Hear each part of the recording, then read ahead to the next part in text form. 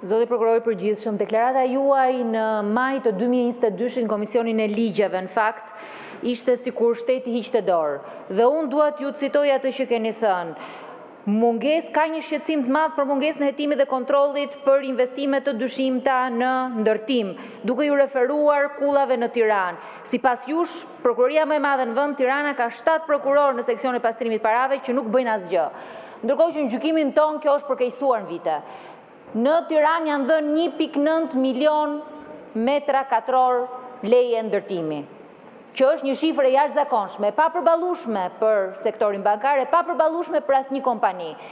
Në raportin e SPAK-ut të 2023 thuaj që sot grupet kriminale po përdorin hapësirën ligjore për të pastruar para, që do të thotë po përdorin ndërtimin, po përdorin koncesionet, po përdorin partneritetin publik-privat. Dhe pyetja ime ishte shumë e drejtë për drejtë për ju. Sot ka kompani që marrin leje ndërtimi për kulla 200 milion euro me zero bilanc. A ka ndonjë hapësirë ligjore që ne mund ndryshojmë? Çfarë mund të bëhet për të stopuar, për të ndaluar këtë që po ndodh me ndërtimin në qytetin e Tiranës, por edhe më gjerë? Sepse që të ngrem duar dhe të themi është e pamundur, për mua nuk është përgjigje mjaftueshme.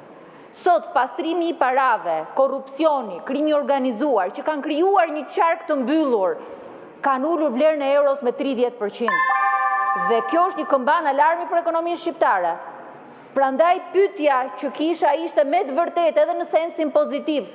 Çfarë mund të bëjmë? A mund të propozojmë ligje të cilët mund të ndalojnë kompanitë që nuk kanë eksperiencë ndërtim, që kanë kapital zero që të marrin leje ndërtimi? A mundet që të fillojmë dhe të krijojmë një qark të mbyllur se ku shkojnë parat? Nga vinë parat që shkojnë në ndërtim në Tiranë? Sepse mbas 4 vitesh, 5 vitesh të asaj deklarate, në fakt 3 vitesh të asaj deklarate, situata sot është akoma edhe më keq. Dhe unë nuk besoj që mora përgjigje për pyetjen që ju ngrita. Shifrat që ju jepni janë statistika. Ju mund të mendoni që mund të ketë ecur mirë, që mund të keni bërë mirë.